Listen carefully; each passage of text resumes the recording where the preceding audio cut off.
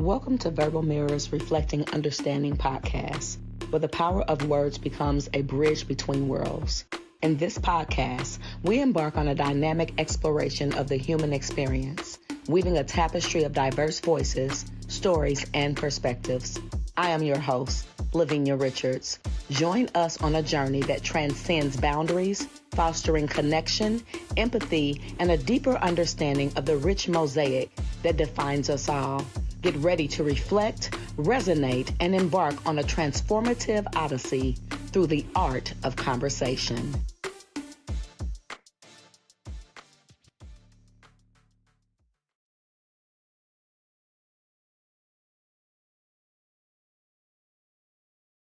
What's up, beautiful people? Welcome to Verbal Mirrors Reflecting Understanding podcast.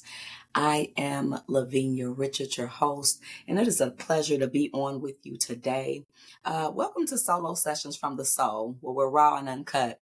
And that means you get me today, right? So listen, today we're going to be talking about navigating toxic, intimate relationships and knowing when to leave and the path to recovery.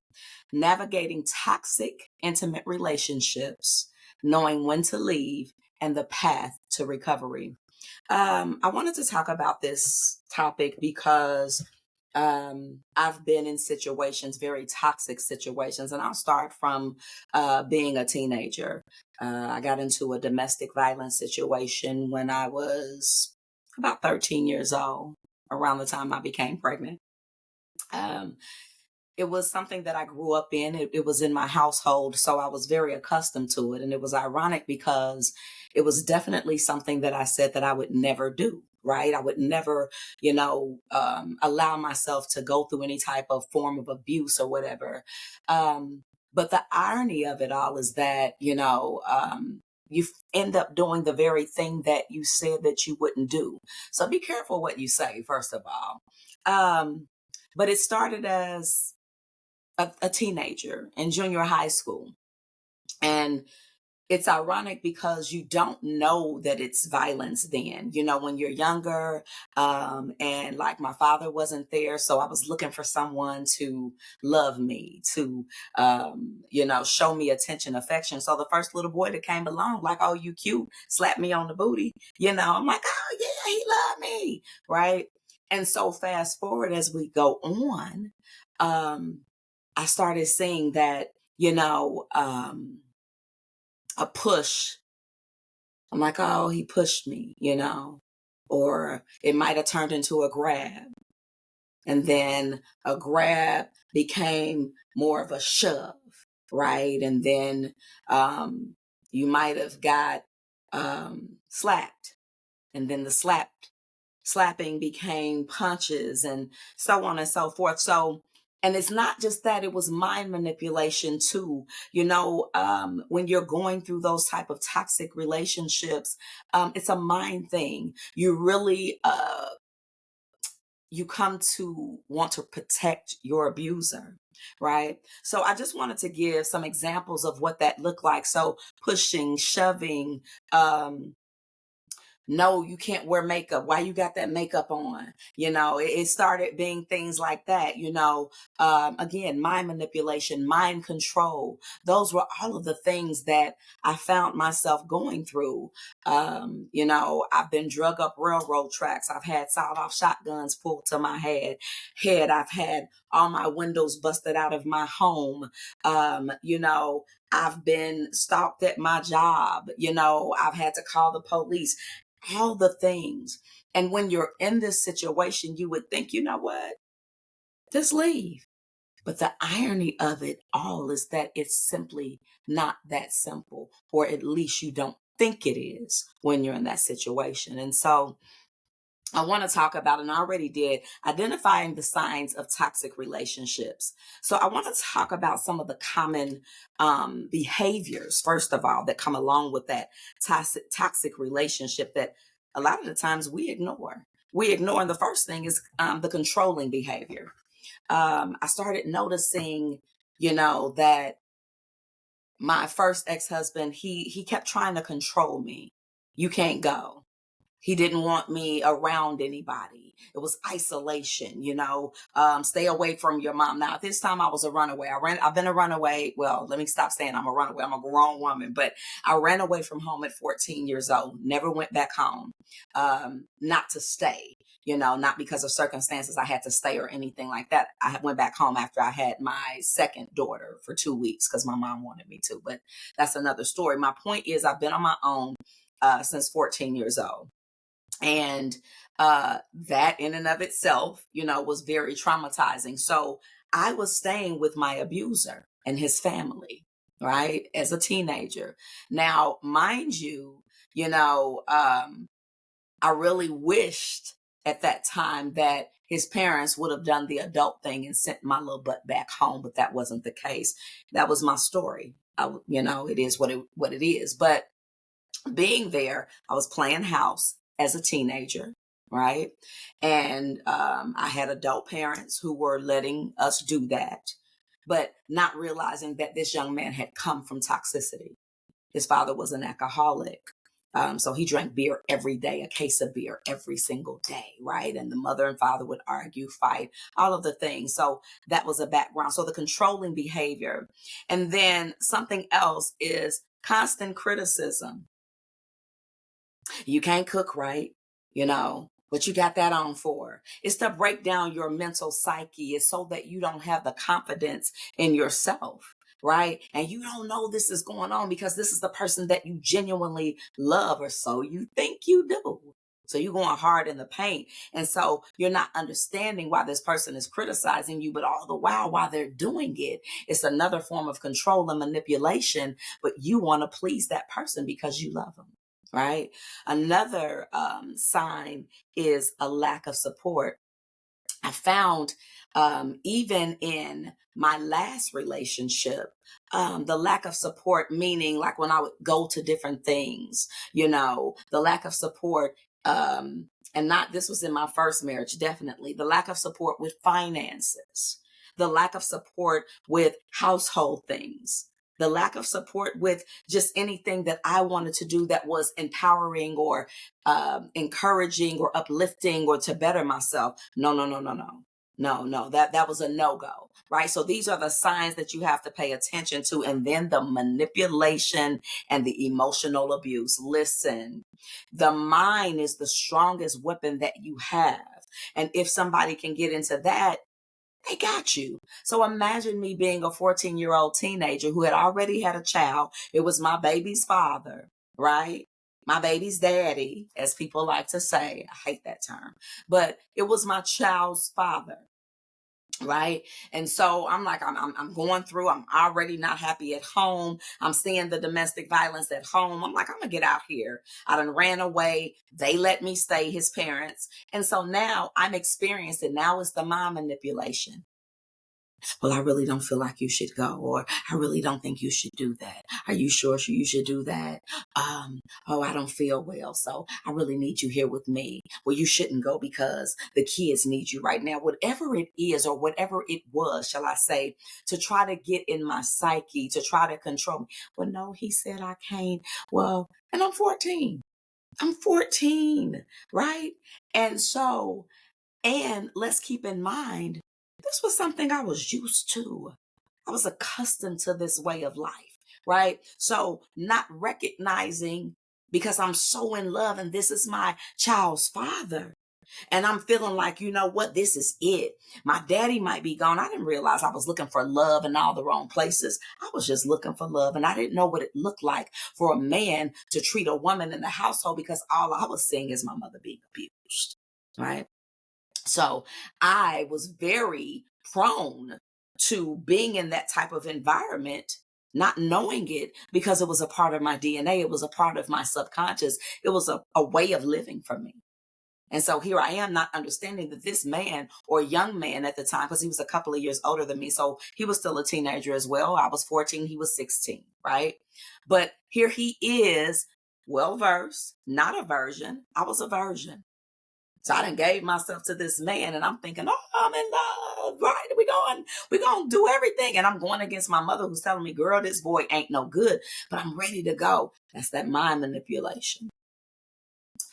And the part about it is I wish that I had paid attention, because maybe I wouldn't have been drug up those railroad tracks.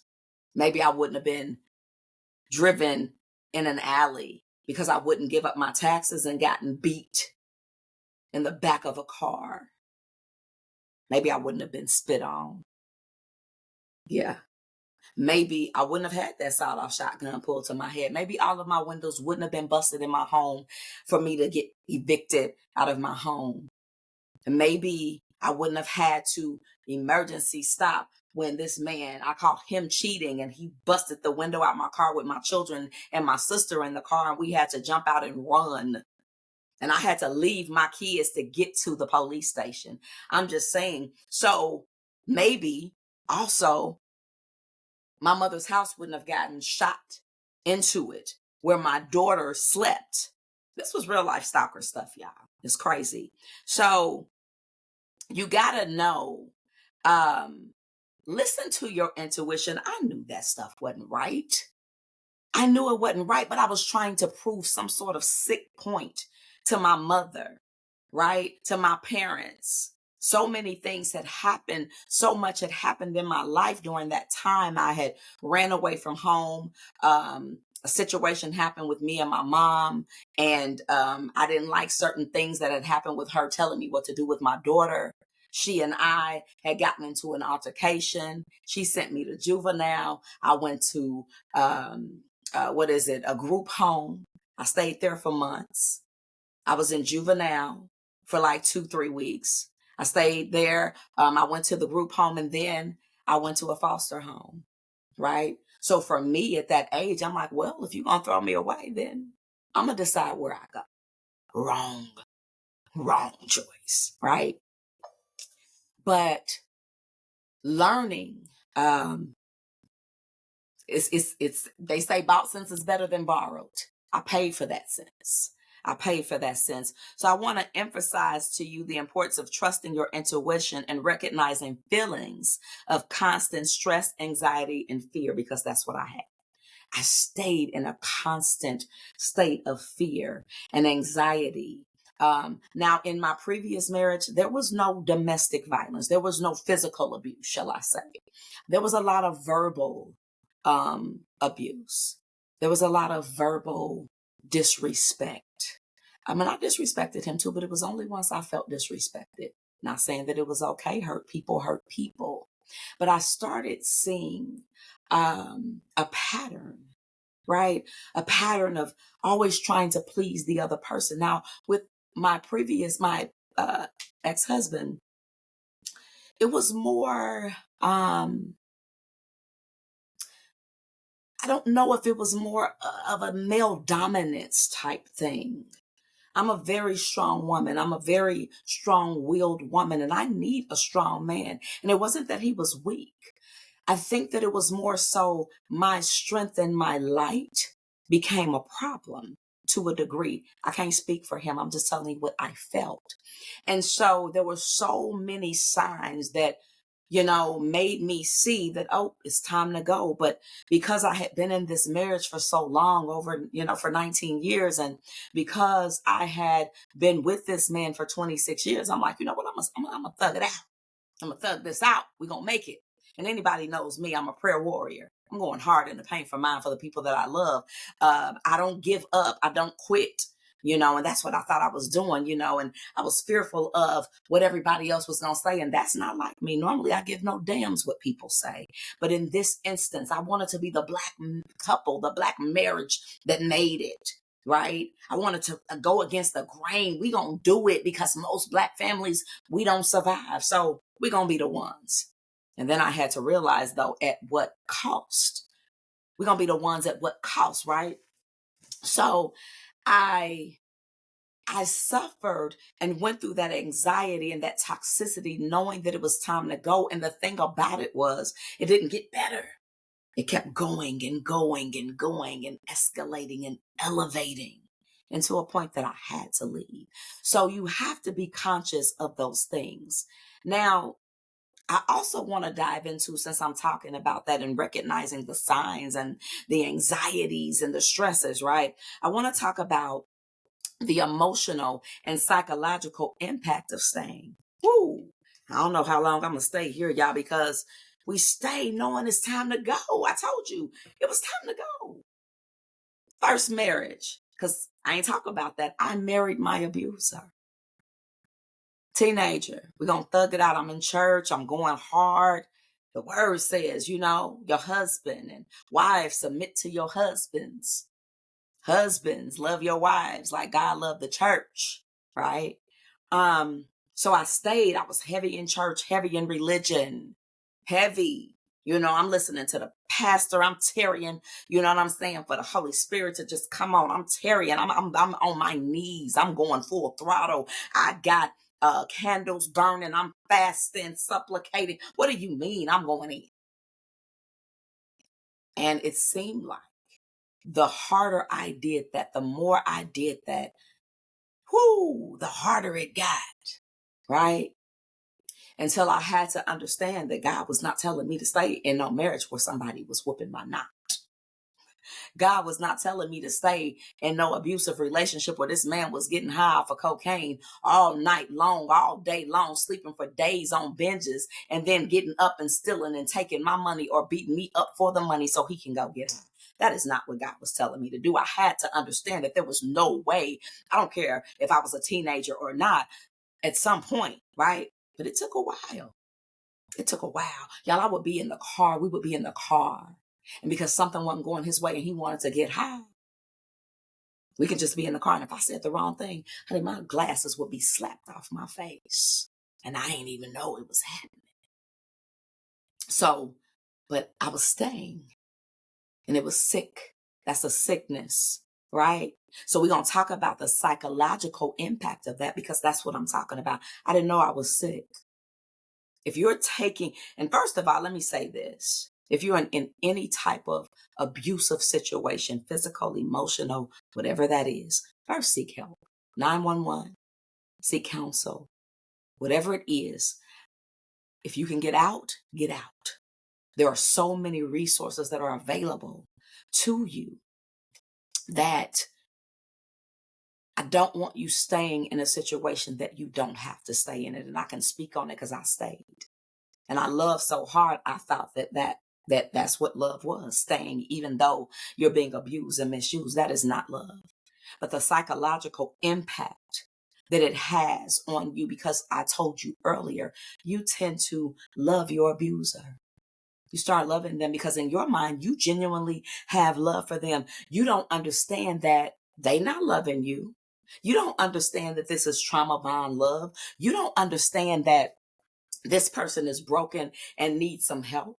You don't understand that you're broken and need some help. The psychological impact of looking over in the mirror and looking at yourself and you got a black eye or busted lip. And you damn near like on what's love got to do with it, right? On the movie, the part where her friend Jackie was telling Tina, you know what I'm saying? It is not okay for no motherfucker to be beating on you, right? When she said something along those lines, right? And Tina turned and said, don't do that. Don't do that, Jackie, right? You don't know what it's like. He got a lot of pressure. That's the psychological effect that it has on you. You love your abuser. You want to protect your abuser. You going so hard in the paint for your abuser that you're losing sight of who you are. And so now you put yourself in a situation where you can be slapped or punched or disrespected or mentally abused, psychologically manipulated, right? Yeah, where the prolonged exposure to that actually puts you in a phase or a state of depression. That's where the anxiety comes from. Do you know the anxiety you have? Is he going to hit me? Do you know the anxiety of worrying about, is he going to take my money that I worked for? This is real stuff, y'all. And I know some people, I would never. Well, maybe you wouldn't, but I did. And I didn't want to, but I did it because I thought that that's what love was. I thought that that's what you do. I had already seen it. My psychological state was already accustomed to the abuse. My psychological state was already ready. It understood that type of lifestyle. I mean, I come from model top cocktail bombs being thrown in the house. Me and my mama standing side by side while her boyfriend got a 38 special on me and her. I'm probably 9, 10, I don't know, something like that. Right? So I come from this. How we gonna get out the house? Because that model top cocktail bomb caught fire to the house. We trying to run to the other end of the house. Right? So I'm accustomed to this. I'm already fight or flight mode already. And I see my mama she kept taking the dudes back. Now, I'm not blaming her, but children don't do what what you say. Children do what they see. So I saw it. That was my environment, right? And so it becomes toxic. And then you lose your self-esteem. And like I said, the increased anxiety, I'm on edge. I'm scared to death, wondering, is this the day I'm going to get kicked and stomped? Is this the day I'm going to get spit on? How he feeling today? Right? And then fast forward, new relationship, new marriage. I'm trying to make sure, and I wasn't perfect. The one thing I never want to do is try to portray myself as someone perfect, but I own my shit. I own it. I own it. If I did something, yes, I did that. You asked me, well, such and such said you did. If I did it, I did it. That's just what it is.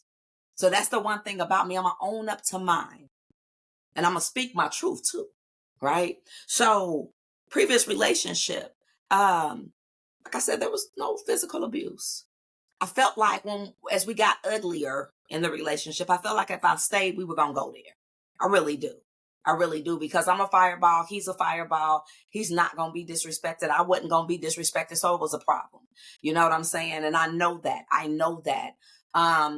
But I started seeing that there was no room for any more giving, any more compromising. Sometimes you got to understand when there's nothing else left to do. And that's what we had gotten to. It was a lot of toxicity with words and actions and deeds. And it was no longer conducive, but I love so hard. But it wasn't love. It was what was comfortable. That's the thing you got to understand. I think we get so comfortable with the norm. Well, let me not say we, because this is my story. I had gotten so comfortable with the norm that I was afraid of the unknown. I was afraid of what was on the other side of through. I was afraid of seeing. So it was a lot more convenient and comfortable for me to stick with the crazy I knew, because, well, the first husband, ex-husband now, that I had, he was mentally, physically, and emotionally abusive, right? And I survived that. And then I got with my second husband, and shoot, we stayed together for 26 years. So I'm like, my ex-husband now, I'm like, all right, we thugging this thing out. We got this. You know, we done raised kids. We got grandkids together. You know what I'm saying? We done did things. We got businesses. We got this. But I kept seeing signs. I kept ignoring. I kept overlooking. I kept saying it was all in the name of love. Right? And we do that. So we love our abuser. We ignore the signs of our abuser. We act like we don't see what it is that's happening. No, he called me a bitch, but I mean, we have been together all the years and all these years. And, you know, in his defense, ain't no defense. That's what there's no defense. But I was doing what was comfortable, because at least he wasn't hitting me. Right? At least he wasn't cheating on me like my previous ex-husband. Right? At least he wasn't staying. We got this at least. We settle. The settling spirit becomes very, very comfortable. And so we prolong it, because we don't want to address the fear of, I don't want to be lonely. What does that look like? I have been with this man for over half my life. I'm 52 now, right? At the time of the divorce, I was 51 years old. So half of my life, literally. And to think that I would be starting over again, like who wants to look at that? Like we done did all of this stuff together. No, we going to the bitter end together. I prayed for this. I tarried for this. I fell on my knees for this. And I kept looking to God like, what is happening? Because you're not doing it. You're not doing it. What did I did all the things. I went to church. I prayed. I fasted. I believed, baby, and I got unshakable faith. So wasn't nobody gonna tell me that God wasn't gonna do it, right? All the things. But what I didn't do is face the fear. I didn't love me. I didn't look at all of the red flags. I didn't address the things that were keeping me stuck, stagnant, and that were hurting me. I didn't do that. I didn't love me. I kept saying I love them. I loved them so much that I was willing to let somebody beat on me. That's not love. That's a sickness. There's something psychologically wrong.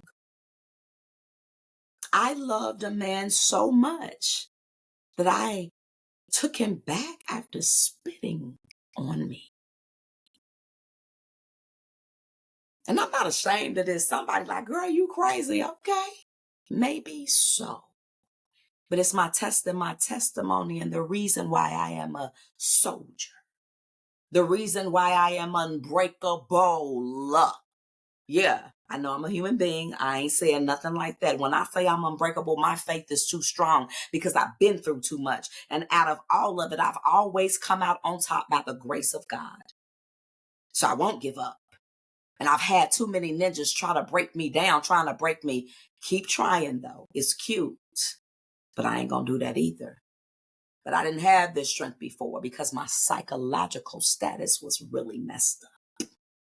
I didn't even know I needed help. I didn't know that was a problem. I didn't know that not loving me was a problem. I didn't even know that I wasn't loving me. I thought that being in a relationship with a man and giving him everything, all of me, every facet of me, heart, body, soul, mind, everything. I thought that that's all that was required. And that if I did that, he'd give it back to me. Lies. Lies and deceit. And I learned the hard way. And so I was worried about the societal pressures of being alone. I was worried about the judgment. Oh, girl, they was together 20 something years and they broke up. Oh my God. You heard they got a divorce, didn't you? I was afraid of what people would think. Right? Just so many things that societal pressures. Thinking that I would be a failure because I let my marriage go. I didn't stick it out to the end. I didn't stay and continue to be mind fucked. I didn't continue to stay and be mistreated and be verbally abused. I didn't stay for that. I didn't stay for that back and forth banter because again, I wasn't perfect. I was not perfect because you can't talk to me any kind of way. You can't treat me any kind of way. And I understand men are stronger and all of that, but I'm not a docile woman. Right. And so I didn't understand that I was dealing with men that couldn't handle my strength, that wanted to break me, that wanted to strip me of my voice. And so I stayed because of the mental breakdown that I had that I didn't even know I had because I honestly had been in fight or flight mode all of my life. All of it. And I didn't know it, right? So now let's talk about knowing when to leave. Woo, baby. Because that is where the magic happens, y'all. That's where the magic happens. And it's not easy. It's not easy to look at somebody that you've laid with and built a family with and a foundation with for 26 years of your life. It's not easy to walk away from someone that you said I do to and you thought it would be forever and you shared children with and you have soul ties with and you built a foundation with. It is not easy to walk away from that. It's not easy to look at that and say, "Ooh, I'm leaving. It's so hard. It's so hard. I probably, in that 26-year relationship, I probably should have left 10 years prior, if I can be brutally honest.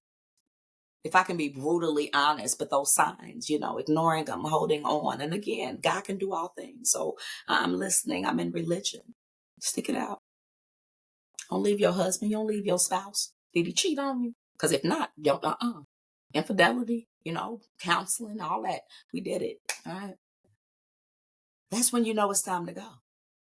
When God keeps showing you, and I don't know, God, source, universe, because I'm not about to get into that. This is not about religion for me. When you see that what you've been praying for, what you've been asking for, is no longer, or it's not happening, shall I say. Like I told you, I was, hey, and I know God answers. That's why I kept praying, y'all. I know God answers. So people, well, what you kept praying for? I kept praying because I knew God answered. I had been brought out of so many things. This wasn't my first rodeo with trauma and fight and all of that. I'm built for this, right? So I'm like, I got this. What you mean? We gonna thug this out until we couldn't. Until God kept saying, no. I'm steady praying for it to happen, and God keeps showing me no. It's like the more I prayed, it's like, no. You keep telling me to show you, I'm showing you. Now you just want to make it what you want it to be. I'm saying respect me, but instead of getting more disrespectful. I'm like, God, fix it, but instead it's more broken. Then I started seeing that I was unhappy, and I was journaling, writing different things down. I would look in the mirror and I would look at myself and I would be I didn't know who I was. I didn't know who I was anymore. I just wasn't happy. And I found that I was honestly, emotionally, spiritually, and physically depleted. I had nothing else to give. I had nothing else to give. And I had to finally look at the big picture of everything, where we started, where we had been, and where we were. And that's with both ex-husbands. And I had to look at me. And I had to ask myself, is this conducive for you to do for the next 20, 30 years of your life? Are you willing to do this for the next 20, 30 years? Can you look at yourself and say, we're going to thug this out? And I couldn't. I could no longer fake. I can no longer put on the facade for people. I can no longer go to things by myself, to weddings, to parties. I'm married, but I'm going single. I was a single married person. I had to realize it. So as I'm journaling, I'm like, this ain't good. He did this. I said this. We're not doing this. So I started looking. Then I reflected. I'm like, wow, we ain't being happy. Honestly, like we just really trying to make this work. It ain't working. But my biggest fear is that, what do I do after 26 years of giving my life to someone? Raising a family, cooking for children, raising grandchildren. What do I do? What do I do with myself? What do I do living by myself? I've never lived by myself in my life. What in the world in my 50s am I about to do? This is all I know, catering to, providing for. I've been doing this since I was 13. And really before that, right? So now I'm like, oh my God, what do I do? Well, I started journaling and I started looking at my life. I got counseling. Go get some help. Everything you can't do by yourself. And yes, prayer does change things. And yes, you are powerful and you are all of the things. But I am so tired of individuals thinking that we can't get mental help. or we shouldn't, or that it's not necessary, or that it's embarrassing, or that you're going to be labeled as crazy. I don't care what you label me as. I needed help. I needed some help, y'all. I needed some direction because this wasn't working. So I needed to talk it out and find that one friend, that one somebody that you can rely on, that you can trust in, that you can talk to. I'm not going to say they won't tell your secrets. You hope they don't. Fortunately, I got a couple of people in my life like that. But you got to understand, the moment you open your mouth and tell somebody anything that was private for you, it is no longer a secret. And you got to understand, when you open your mouth, it's going out in the universe. But I talked to somebody. I got a bestie for over 30 years. I stayed with her for over a year and a half. You got to have some heavy hitters. Yeah, it's cool to have a circle, but I'm real adamant about having people in my corner. And I got some dope people in my corner. And the reason I'm so adamant about that, because those corner people got to be behind me. That means they got my back. And the corner, just from the point of the corner, it just expands. So then not only do they got my back, they got my sides, right? Circle people are fine, but I don't really get to control the circle as much because I got to do business. But my corner people, I get to decide because I know they got me. And that's what I had to do, get you a support system, right? Safety planning was important for me, especially in my first marriage, because he was abusive. And so he had no problems. You know, he was one of those, if I can't have you, nobody else will. And he meant it. On several occasions, he definitely meant it, right? So in my mind now, because I'm seeing he ain't gonna stop. This is not something I want my kids, because I'm steady getting older, right? Now, we got married afterwards, but it got worse. Cocaine usage, worse, right? I'm around heroin, people shooting up, whatever. This was my life. That's what I'm saying. I ain't new to it. I'm true to it. I don't care nothing about no little lipstick because I don't really wear makeup. Don't let this lipstick fool you. And a couple of little earrings and a necklace. And not that I'm trying to act like I'm hard or anything like that. I'm just saying, quit judging people by what they look like. If these shoes could talk, I'd keep you for a while and have you get some old popcorn and something to drink, because baby, I've been through something, as I'm sure many of us have. That's why I'm a walking, living, breathing testimony. You don't know me. And stop looking at people thinking you do. That's why I'm not willing to break. I've been through too much. And if I got through that, I'd be damned if I let anything or anyone stop me. So back to it. I got sidetracked.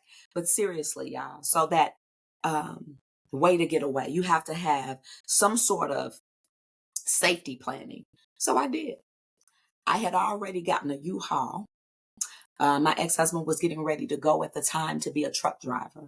He had already known that that's something that he was going to do. So what I did was I came to Indianapolis, stayed with my sister who was already living here. I stayed with her for a couple of days so I can fill out applications. I went and fill out applications for apartments and jobs. I came back when I was in Gary, Indiana. I went back to Gary, Indiana, and he never knew, right? So I was packing because he would be on binges from being high. So he would be high for days, seriously. Like he would get up, go to the bathroom and go right back to sleep, seriously. And sometimes I might be exaggerating, but I promise it seemed like sometimes he didn't even get up to pee. I'm so serious, but it is what it is. So when he would be on those binges, I would be packing. And he was so, used to trying to get high and cheat and all the things that he didn't know what was going on in the household. So I would pack. The whole time I would be packing. I couldn't pack furniture, but I would take the kids' clothes because we had 2 daughters together. I would take the kids' clothes. I would pack those up in a box. I would stuff stuff up under the bunk beds. He didn't care. He was trying to do his thing. And so my bestie knew about it, the one I told you for over 30 something years now. She helped me. She knew.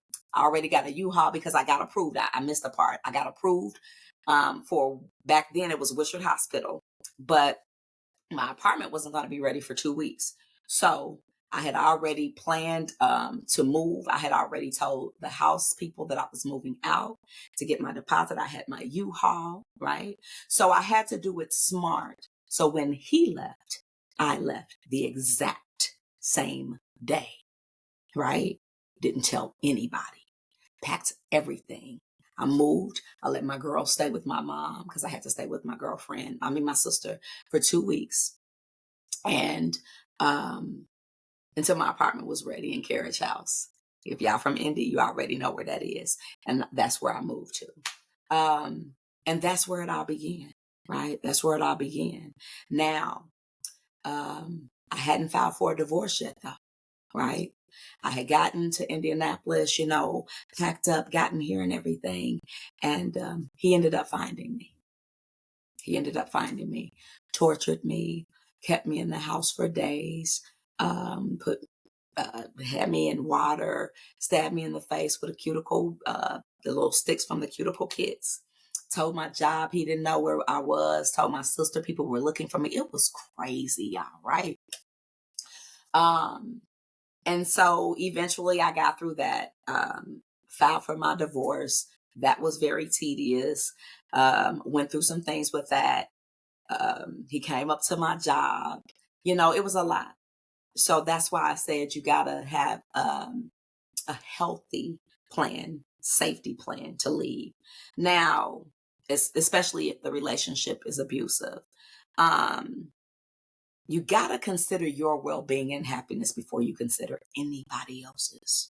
If you have children, get them to a safe place. If it is dangerous, if it's abusive, right? So you gotta know when to leave. Recognizing the signs, the symptoms of, mental abuse, verbal abuse, the pushes, the slaps, the confinement, the not wanting you to be around other people, the isolation, you not wanting you to be on the phone, all of those things, recognizing all of that.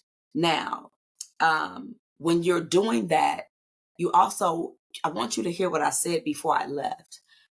I got things in order. Now, I understand that certain situations, you don't have the capacity, you don't have the resources, and you don't have the time to do any of that. Always safety first. Safety first. You have to make sure that you get safety for you and your children first. And I'm going to always push that, right?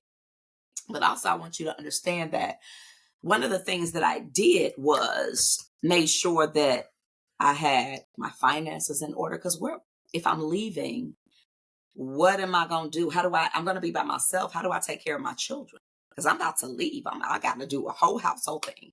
I'm not really saying by myself because I was doing it by myself anyway.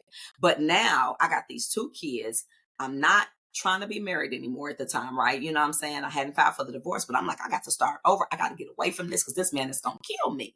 If I stay in this, what is he going to do to me and my kids? Like, I got to go. This is no longer conducive for me or them, right? But I had to have a plan. And so you heard me say, I came to Indianapolis first, applied for jobs, applied for apartments, got approved for those things.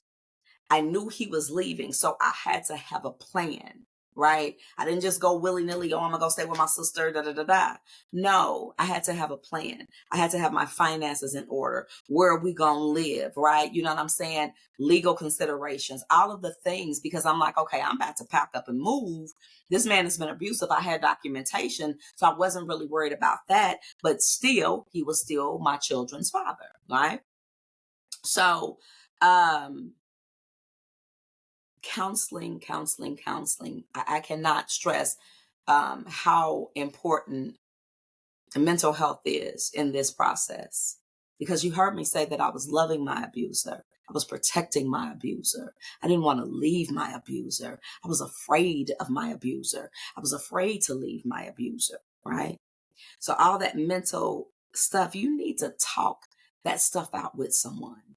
You need to be able to speak about those things and be able to release it in a healthy way, not to someone that can help you or direct you to anything, any resources or anything like that, but to someone that can help you process your feelings and your emotions, know where to place those things, know how to digest those things, and then know how to move forward. Okay. So I think that's very, very important. And also to help you deal with the guilt and the doubt, because you go through a sense of guilt. It sounds so crazy, but you're like, I'm breaking up the family. I'm taking his kids and all of these things that you're feeling that are crazy. But you got to understand in your mind, you really are loving this person. This is really healthy in your mind. This is true, genuine love to you, right? And so when you're going through this, it's like processing that whole leaving thing is like, oh my God, the guilt, the stresses. What do I know? I don't want to, right? Mm, mm, mm, mm. But this is where you've got to decide that you matter more. And that's where the journey to recovery starts. Yeah, the journey to recovery. So we about to talk about that because that's where all the magic happens. See, it was me leaving both situations.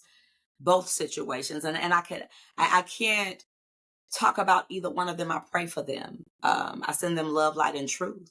And I always say that because of people, you ain't mad because he beat you and this, that, and the other. Of course I was mad. Of course I was. And of course I'll always remember that. It's a memory, but I don't got to keep living there. I'm not there anymore. And I can never wish them ill will because we shared children together. We raised a family together and there were some good times in there. And so for whatever it was that we had what we had, right? And now we're done with that. Whatever lessons I was supposed to learn, whatever elevation, because sometimes it's just for, we want them to be roots and they're not roots in the tree, they're leaves. They're branches that break and they gotta go. And I'm okay with that. I'm okay with that. And I pray and cover them because my bloodline is attached to them. And so when I pray for them, I pray for my children's bloodline, right? Everything that my children are attached to, I want to be healthy, well, right? That's some adult stuff. But yeah, the journey to recovery, the self-care and the self-love is the biggest piece to your healing process. Or at least it was for me. See, when I left my second husband, when I decided enough was enough and I realized that it wasn't going to work. And I finally came on and I moved into my home, my apartment, right? Baby, I came in here, I left everything. I left everything because my mental peace was more important than any piece of material property that I could grab. I needed LaVenia back. I needed peace. I needed strength. I needed to be whole again. I needed to genuinely learn what it meant to love me. I needed to learn what self-care was. I was so busy pouring into children and marriages and relationships and friendships and business and household duties and chores that I completely forgot about me. I wasn't going to no gym. I wasn't working out. I wasn't eating healthy. I was big. Hypertension, obesity, headaches, sick, running to the doctor every other week, in and out of the hospital, anxiety, depression. Oh, baby, I went through. And I didn't even know I was sick because I was so busy. That's my husband. Those my children. I'm going to do it. That's my friend. I'm coming. Until I started learning that the only thing that mattered and does matter is me. I can't pour from no empty cup. If I'm depleted, bone dry, how you gonna get a sip? And so I started praying a little bit more. I started removing myself from religion. I said what I said. And I needed God. I laid in this floor with just a bed. No couch, no furniture, no anything. I had a bunch of totes, buckets, like 20 something gallons, 30 something gallons, 55-gallon totes all around. And I laid in the middle of this floor and I rolled around and I asked God to show me who and what I was because I needed to know. Not what man said I was, not me going to scripture. I know scripture. I'm a minister. I know scripture. I grew up in the church. My father's a bishop. You ain't about to talk to me about no religion. I said spiritual. I asked God to show me who and what I was, and God did just that. And now that I know what I know, I will never go back. And so what that means for me is that I deserve the love that I'm looking for. I deserve to be loved. I deserve the unconditional love that I exude and pour out to people. And so I needed to learn what that meant for me. How do I start loving me? What does that look like? Well, it starts with saying no.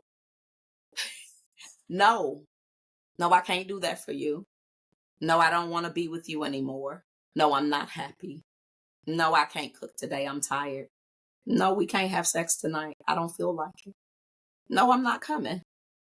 No, that's what it looks like. It looks just like that. It looks like, I'm going to draw me a bath and I'm going to put some rose petals in it and I'm going to light me some candles and I'm going to sit there and I'm going to manifest and I'm going to unwind and I'm going to pray and I'm going to relax, play a little jazz and kick back.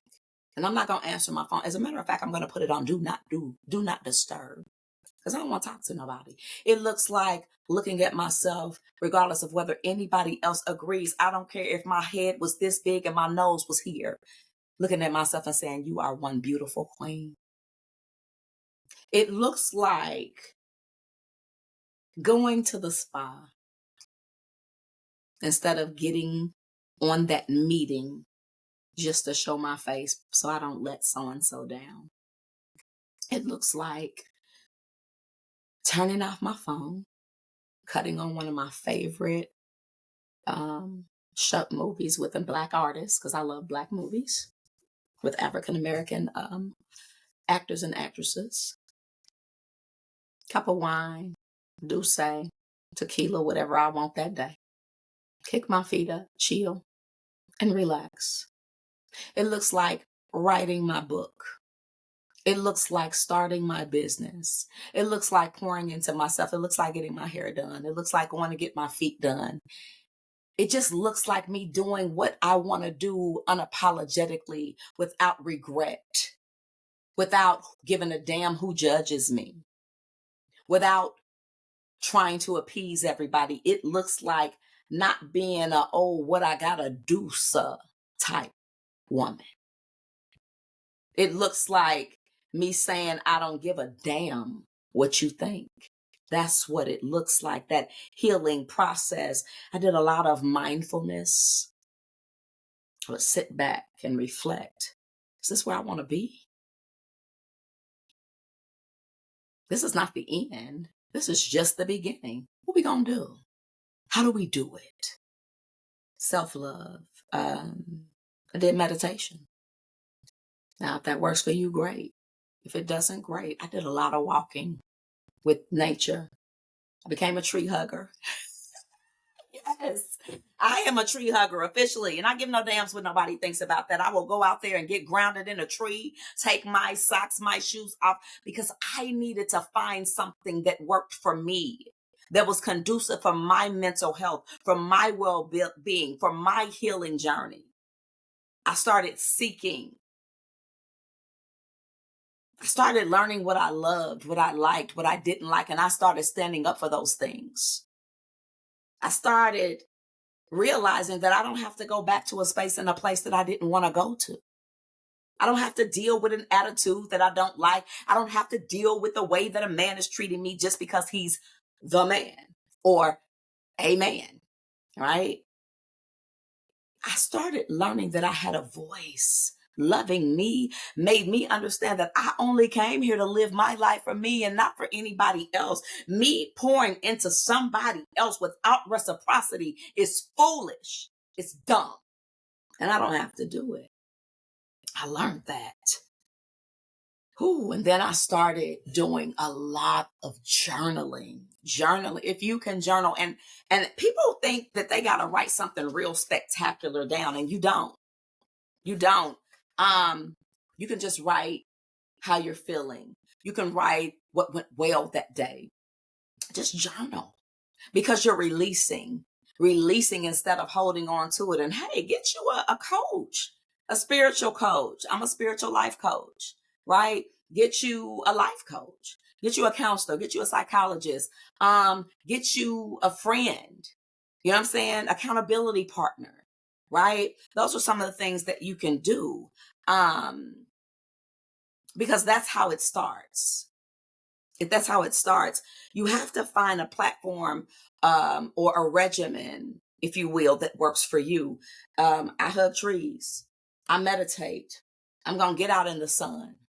I love sound bowl meditation. I like yoga. I like being silent. I love not talking. That's my thing. I love journaling. Mhm. Those are the things that helped me. Um, Another thing that helped me was intentionality. I started being very intentional with my life. Intentional. Intentional about who I'm around, intentional about who I let in my space, intentional about who I love, intentional about how I love. Everybody doesn't deserve the type of love that I have to give, and everybody doesn't have the capacity to accept and receive it. I had to learn that. I had to learn that it's okay to walk away. It's okay. You're not a failure. Actually, do you know how bold and how much strength you have to walk away from something that no longer serves you? To walk into the unknown, not knowing how it's going to turn out, just trusting by faith that somehow, some way it's going to work out for you each and every time. Because that's what I do. And it's a beautiful journey. Loving me looks like affirmations in the mirror. What? Speaking life over myself, confirmations, speaking positive, high vibrational moods, eliminating things that don't serve me and not really being too upset about it, not staying in situations too long anymore. That's what happens when you start to love you. You don't even second guess choosing you. You don't. It's just like it comes first nature, right? Um, I want to implore you that at any turn, if you see that that relationship is not healthy for you, it's not conducive for your well-being, leave. Find resources and leave. Don't stay where you're not wanted. Don't stay where you're being mistreated. Don't stay where you're being abused. Don't stay, whether it's mentally, physically, emotionally. Don't stay. Because if you stay, you are guaranteed to have the same thing over and over again. But if you choose you, if you decide that you matter, you open the door for yourself to be able to have abundance, to be able to get what you're looking for, to be able to have the life that you've always dreamed of. Since choosing me, have walked into nothing but abundance. I never said that I didn't have problems. I never said that things couldn't be hard sometimes or whatever. I have a lot of things, a lot of challenges every day that I have to overcome. I'm a human being just like you. The beauty is I chose me. And as a result of doing that, I see what that yields me. It yields me prosperity. It yields me positive vibrations. It yields me happiness. It yields me boldness. It yields me an open throat chakra to speak. It yields me an open heart chakra to love unconditionally because I understand that everybody is not me. I understand that it is my choice as to what I accept and what I don't accept. I understand that my dream is my dream. And if I don't want you in it, I can let you stay in your own and not welcome you into mine. I understand that if I don't want to take heed to what you're saying just because you have an opinion, I don't have to. I don't have to do any damn thing that I don't want to do. And that was all as a result of me learning, developing, choosing me, maturing, evolving, separating myself from the societal norms of what everybody says is normal, from the religions that everybody says that I have to go by, from all the rules and regulations that man dictates to me. I'll be damned if I do that. And that's when I found my peace. That's when I found recovery. When I decided that I mattered. Set those boundaries. That was another thing that I did. I had to set up those boundaries. Yeah, I love you. Just because I love you don't mean I'm going to let you do me any kind of way, though. Yes, I love you. That don't mean I gotta come just because you call me. Yes, I do love you, but I'm not gonna make it to your event. And if me not coming to your event is indicative of me not loving you, then I guess that's just what it is in your world. Because I'm not about to try to prove to you nothing. It's just what it is. And being okay with that. Not being peer pressure. You don't love me. That's my manipulation. Narcissism. If you love me, if I loved you, I would do exactly what I'm doing because I'm giving from my heart. And if this isn't enough for you, then you're not my person. Boundaries. Mama, can you? I can't. And I shan't. And I won't. I'm so serious. I will not. And I'm okay with it and not caring who's going to be mad at me. I ain't mad at me. I'm sitting over here probably eating bonbons or eating chocolate or eating on me some crab leg or something because I know I love me some seafood. What I'm saying is I'm living my best and blessed life because I finally chose me. That's my recovery. No more abuse. I actually get to wake up in a happy home. I actually get to wake up and I don't have to worry about if somebody got an attitude because the only person in here is me in spirit. I actually get to wake up and decide what I want to do for the day, and I don't have to really run it by nobody else but God. I actually get to get up and be like, girl, what you wearing? What we doing? Where we going? What we eating? How you feeling? We want company? You want to go out? You want to talk? And whatever I want to do, I say to myself, self say, huh? And we answer, real talk. And it's a beautiful feeling. If I want to eat something, I eat it. If I want to cook it, I do. If I don't, I don't. If I want to buy it, I do. It's a freedom I've never had. And I say it and I do it and I'm okay with it. And I mean what I say and I say what I do and I'm consistent with that. And when you love yourself, you feel good about it. You don't have no remorse about doing you. Say I'm selfish. If I choose me that day, you damn right. I'm going to choose me every day. That's when you're going to get my best. That's when you're going to get my everything. And those boundaries made me understand that everybody don't deserve my everything. Some people just deserve a little bit of kibbles and bits. Some people just deserve the appetizer and not the main entree and dessert. You understand? But when you choose you, when you love you, when you set up those boundaries, that helps you in your recovery mode. So I just want to go back over everything because leaving a toxic relationship is never easy. It is not an easy feat. We make it seem so easy, but until you're in it, especially if you're in any type of domestic situation, it's not. It's not. It's a lot of psychological abuse and manipulation that goes on with that. That really constitutes us really needing counseling. Really needing to go get that mental help, really needing to talk it out, hash it out, go through therapy, right? So I implore you, if you're in any type of domestic violence situation, as I stated, please, please, please go and get help. If you know that you need to leave, if you're seeing that, the situation is not getting any better, don't think that you are going to change a human being. A human being has to want to change. You're not going to change that person. The only person that you are able to change is yourself. And you've got to make that executive decision to decide if that relationship, you got to ask yourself, like I had to sit and ask myself, is this something that you can do for the next 1 to 2 years, 3 to 5 years, 10 to 20 years, 50 years? Because if you look at that situation that you're in, that relationship that is toxic, verbally, mentally abusive, physically abusive, emotionally abusive, whatever it is, if you're looking at that situation and you know that there is no way that you can go any further, there is no more healing, no more counseling, no more praying, there is no more anything that you can do for that situation, leave. Leave. Put yourself first. And I promise you, after you do that, you open the doors to start receiving.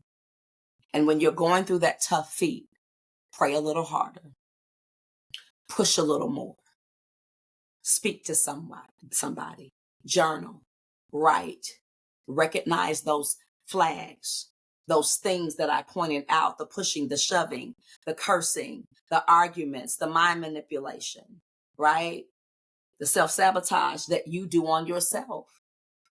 Pay attention to the signs and symptoms, because if it don't feel good, that's your inner being. That's your inner knowing. That's spirit. That's source trying to say, baby, it's not for you. And when you see the signs, don't just sit and say, well, I'm going to just pray about it. I'm going to just pray. If God done told you once, he done told you twice. If he told you twice, he told you 10 times. Leave. That's the only way you get to your blessings. It's very important to know when you've had enough. Stop trying to be a superhero in something that you can't win in.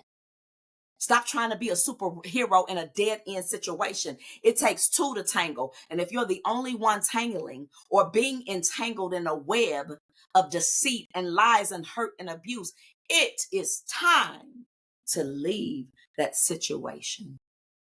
So I want to thank you so much for joining us on Verbal Mirrors, Reflecting Understanding podcast.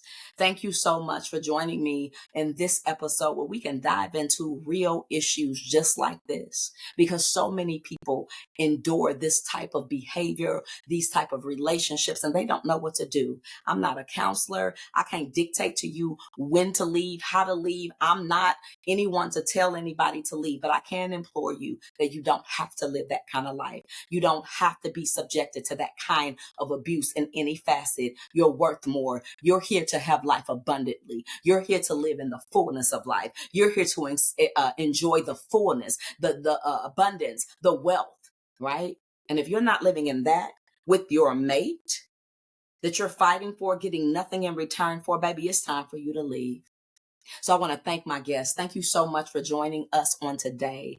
Thank you. Please share. Please like, share, and subscribe. We are on Podbean. We're trying to get to over 1,000 subscribers. So please go to podbean.com and follow us on Podbean. We are on iHeartRadio. We are on Apple Music. We are on Samsung, right? We are on radioplayer.com. So we are on so many facets. We are on YouTube. We are on Facebook. Follow us, right? Share. These are conversations. If you know someone that needs to be on here that has an amazing story to tell, we interview as well, right? But we just want to get your stories in front of people. Verbal mirrors, reflecting, understanding. So many people don't understand. I told you, quit judging a book by its cover, right?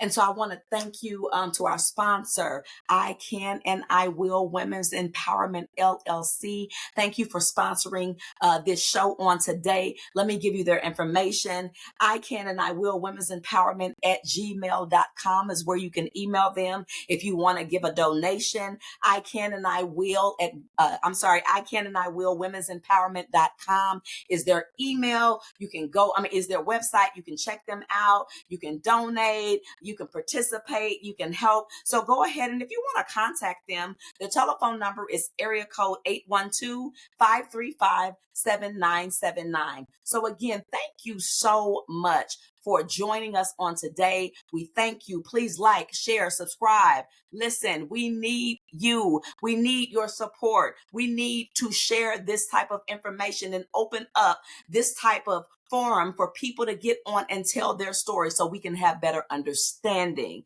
right? So, ladies and gentlemen, you already know how we get down. Until next time, I thank you, and we'll see you next week. Have a wonderful one. Goodbye.